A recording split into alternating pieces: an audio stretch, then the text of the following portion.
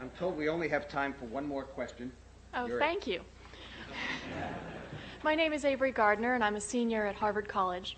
And I wanted to ask you a little bit more about the family preferences system. When Senator Simpson was here last spring, he talked about how he wanted to reform the family preferences system so that it first reunified nuclear families, and then after we took care of all of the nuclear families on the waiting list, to then focus on the extended family networks. He was criticized by a lot of people by saying that that was forcing people to conform to what we as Americans view as an important conception of the family. How would you respond?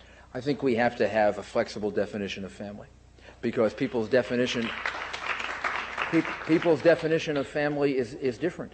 And one of the things that you have to try to do when you legislate in America is to make it broad enough to encompass other people's definitions of what you think is the only way in which something should exist. So I would favor.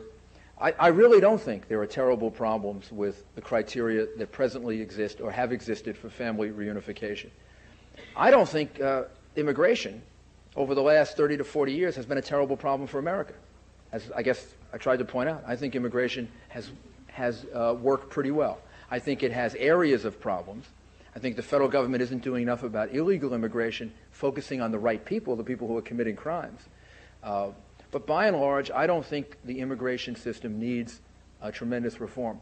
And finally, I don't subscribe to the sort of macro notion that America is too crowded, that we have too many people, that there aren't enough jobs. I don't think America has enough people.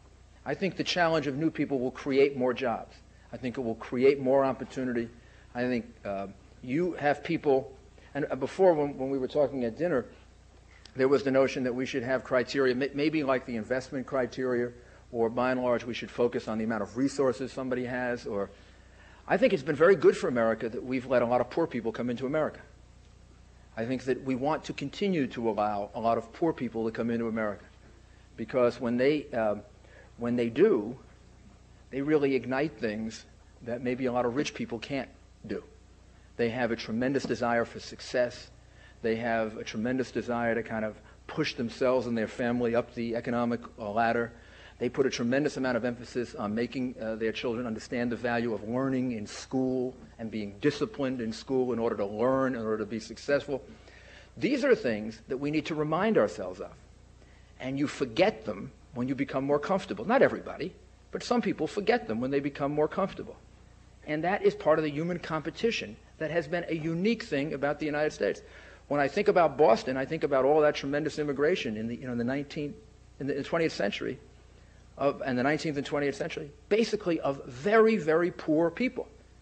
The people selected weren't the few wealthy or educated people in Ireland or Italy or Greece, or they were the poorest people who had to leave because they didn't have any food. And when they came here with this tremendous, unbelievable desire to succeed. Not all of them did, but they created a spirit that is tremendous.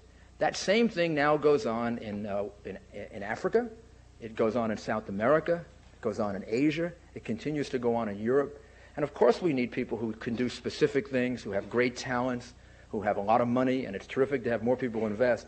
But if you ask me to make a choice, I would rather see us, and I know this is going to be totally misunderstood, but I would rather see us have a lot of poor people come into this country knowing why they're coming here. Thank you.